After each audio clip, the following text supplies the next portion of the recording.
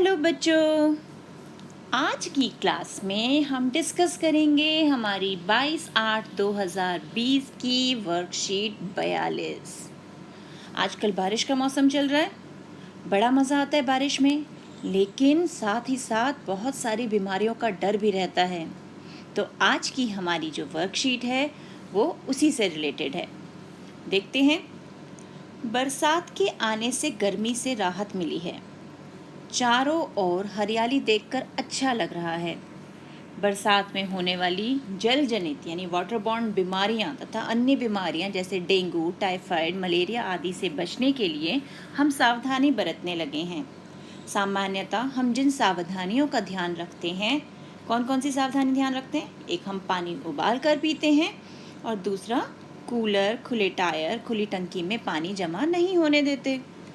अब गर्मी से तो राहत मिलती है बारिश के आने से, और चारों ओर हरियाली भी बढ़ गई है, और इस समय वन महोत्सव भी चल रहा है ना। हमने भी पौधे लगाए थे, आपने लगाए? तो बरसात में ये सब मज़े तो बहुत आते हैं, लेकिन जल जनित बीमारियां जिन्हें वाटरबॉर्न डिजीज़ बोलते हैं, जैसे आपके डायरिया वगैरह हैं कि अगर हमने गंदा पानी पी लिया तो उससे डायरिया हो सकता है। और इसके अलावा मच्छरों से हमें डेंगू, मलेरिया, चिकनगुनिया, इस समय मच्छर भी तो बहुत ज़्यादा पनपने लगते हैं। तो इन सब बीमारियों से बचने के लिए हमें सावधानियां भी बरतनी पड़ती हैं, जिससे हम बरसात का ज़्यादा से ज़्यादा मज़ा ले सकें। तो पहली सावधानी जो यहाँ दी गई है कि हम पानी उबाल कर पीते हैं। पानी क्यों उबाल कर पीते हैं? जिससे जो जल जनित बीमारियां हैं, अगर जल में किसी बीमारी के कीटाणु या जर्म्स हैं तो वो ख़त्म हो जाएं। और दूसरा है कि कूलर, खुले टायर, खुली टंकी में पानी जमा नहीं होने देते, क्योंकि अगर इनमें पानी जमा हो गया तो क्या पैदा हो जाएंगे? बताइए, क्या पैदा हो जाएंगे? मच्छर। और मच्छर पैदा हुए तो डेंगू, मलेरिया, चिकनगुनिया फैलना शुरू हो जाता है ना। तो हमें इन सावधानियों का ध्यान रखना चाहिए। अब आगे क्या दिया गया है, आगे देखते हैं। यहाँ है हमारे पास किसी विशेष सप्ताह में एक शहर के निम्नलिखित आंकड़े दिए गए हैं। अब यहाँ पे एक हमारी जो रो है वो है बीमारी की, और एक है कि उससे कितने मरीज बीमार हुए, यानी कितने लोग बीमार हुए, मरीज कितने थे उसके। बीमारी है डेंगू। डेंगू से बीमार होने वाले लोग हैं 86। मलेरिया के मरीज हैं 122। टाइफाइड, उसके मरीज 231। चिकनगुनिया, उसके मरीज 95। बुखार 452 को हो गया। डायरिया 385 को, और खांसी ज़ुकाम जो है वो हो गया 543 को। तो आप देख रहे हो यहाँ पर कितनी सारी बीमारियों के नाम लिखे हैं जो बरसात के मौसम में हो जाती है। अब डेंगू, मलेरिया, चिकनगुनिया तो मैंने आपको बताया ही, मच्छरों से होती है, ये तो आपको भी पता है। और जब हम थोड़ा सा भीग जाते हैं तो खांसी ज़ुकाम भी हो जाता है, कई बार बुखार भी हो जाता है, वायरल बुखार होता है ना, हम कहते हैं वायरल फीवर चल रहा है। और टाइफाइड और डायरिया तो गंदा पानी से हो जाता है। तो ये सारी बीमारियां हैं और उनके मरीज़ों की संख्या हमें दी गई है। अब इस जो जानकारी है उसके आधार पर हमें क्या करना है, हमें बताना है निम्न प्रश्नों के उत्तर। तो बहुत आसान है। आप सबसे पहला प्रश्न क्या है, सबसे अधिक मरीज किस बीमारी के हैं? तो देखो, सबसे ज़्यादा मरीज किस नंबर पे हैं? 86, 122, 231, 95, 452, 385 या 543? कौन है सबसे बड़ी फिगर? 543। ये सबसे ज़्यादा बड़ी फिगर है। और बीमारी का नाम क्या है? खांसी ज़ुकाम। क्योंकि मैंने अभी बताया ना, हल्का सा भी भीग जाते हैं तो खांसी और ज़ुकाम तो हो ही जाता है। तो खांसी ज़ुकाम के जो मरीज़ हैं वो सबसे ज़्यादा हैं। अब क्या लिखा है सबसे, अब यहाँ एक करेक्शन करनी है, थोड़ी सी गड़बड़ है इस वर्कशीट में कि सबसे अधिक की जगह हमें क्या लिखना है? कम। सबसे कम मरीज किस बीमारी के हैं? अधिक का तो उत्तर हम ऊपर दे चुके हैं, दोबारा थोड़ा ना वही उत्तर लिखना है हमें। तो सबसे कम मरीज किस बीमारी के हैं? तो सबसे कम, सबसे छोटी फिगर कौन सी है? सबसे छोटी संख्या है हमारी 86। तो सबसे कम मरीज किसके हैं? 86 मरीज किसके हैं? हमारे डेंगू के। तो सबसे कम मरीज किस बीमारी के हैं? डेंगू।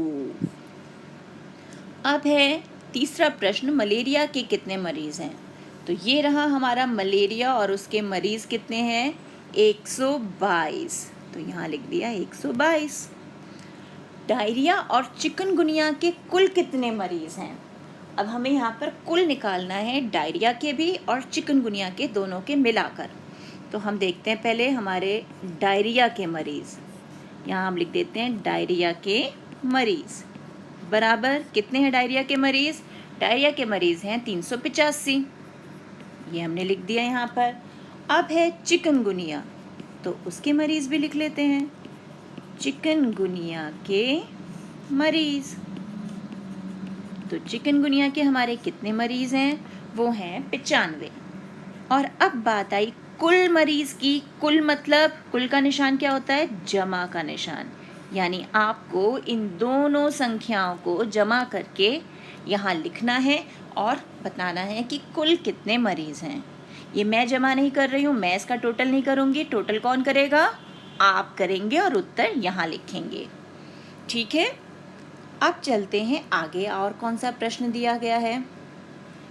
आगे प्रश्न है, बरसात के दिनों में बीमारियों से बचने के लिए हमें और किन सावधानियों का ध्यान रखना चाहिए? अब दो तो सावधानियां हमने ऊपर देख ली कि पानी उबाल कर पीना है और आसपास पानी इकट्ठे होने नहीं देना, ना कूलर में ना टायर में, है ना, इन चीज़ों में पानी इकट्ठा होने नहीं देना। इसके अलावा आपको क्या लगता है कि और कौन कौन सी सावधानियों का हमें ध्यान रखना चाहिए? अब कुछ सावधानियां मैं बता रही हूँ और बाकी आप अपने आप लिखेंगे। जैसे पहला, बारिश में भीगने से बचें, क्योंकि बारिश में भीगेंगे तो खांसी और ज़ुकाम होने का चांस रहता है ना। तो बारिश में भीगने से बचें। लेकिन मुझे मालूम है जब बारिश होती है तो स्पेशली भीगने के लिए बाहर निकलते हैं आप लोग, है ना। तो मेरे पास एक दूसरी सावधानी में है कि यदि बारिश में भीग भी जाएं, क्योंकि बारिश में भीगे बिना तो मानोगे नहीं आप, है ना।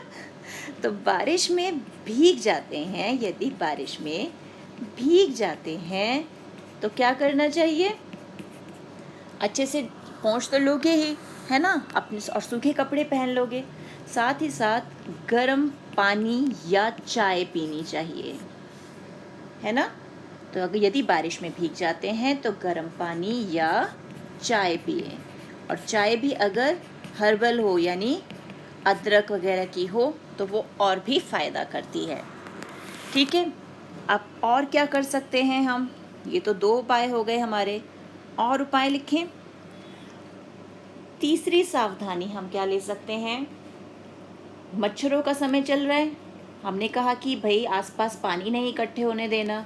हमने अपने आसपास पानी नहीं इकट्ठे होने दिया, लेकिन फिर भी मच्छर तो कहीं ना कहीं पनपेंगे।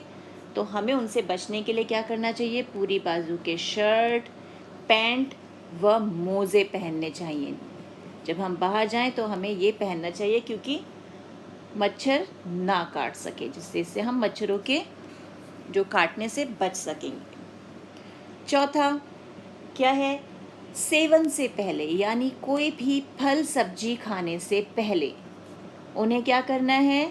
साफ पानी में धोना है। तो सेवन से पहले सब्जियों और फलों को, जो हम कच्चे खाते हैं, सब्जियां बाकी तो पका के खाते हैं ना, लेकिन सलाद में जो हम सब्जियां खा रहे हैं उन्हें साफ पानी से धोना है। ये नहीं कि सिर्फ पानी से धो दिया, पानी भी साफ होना चाहिए। साफ पानी से अच्छी तरह धो लें, तो उन पे जो भी जर्म्स होंगे, कीटाणु होंगे, वो हट जाएंगे और आपको नुकसान नहीं पहुंचाएंगे। पांचवी सावधानी क्या है? स्ट्रीट फूड खाने से बचें। बेटा इस समय खाना बहुत जल्दी ख़राब होता है, तो जो खाना हमें बाज़ार में मिलता है हमें नहीं पता वो कब बना है, तो इस समय में ऐसा खाना खाने से बचना चाहिए, क्योंकि फूड पॉइजनिंग हो सकती है। और एक और बताती हूँ, अपने शरीर पर मच्छर भगाने की क्रीम का प्रयोग करें। अगर आप पूरी बाजू के कपड़े नहीं पहन पा रहे या कुछ और है, तो आप उतने हिस्से में मच्छर भगाने वाली क्रीम हाथों पे या पैरों पे उसका प्रयोग कर सकते हैं, जिससे हमें किसी भी ढंग से मच्छर से बचना है ना, तो हम या तो पूरी बाजू के कपड़े पहने या फिर मच्छर भगाने वाली क्रीम का प्रयोग करें। अब इतने तो मैंने बता दिए, इसके अलावा आपको जो भी लगता है कि और कौन कौन सी सावधानियां हो सकती हैं, उन सावधानियों को आप आगे इस लिस्ट में ऐड कर सकते हैं। ठीक है, तो अब इस वर्कशीट को कीजिए, बरसात के इस मौसम को एंजॉय कीजिए। मिलते हैं एक और वीडियो में, तब तक keep practicing and keep enjoying.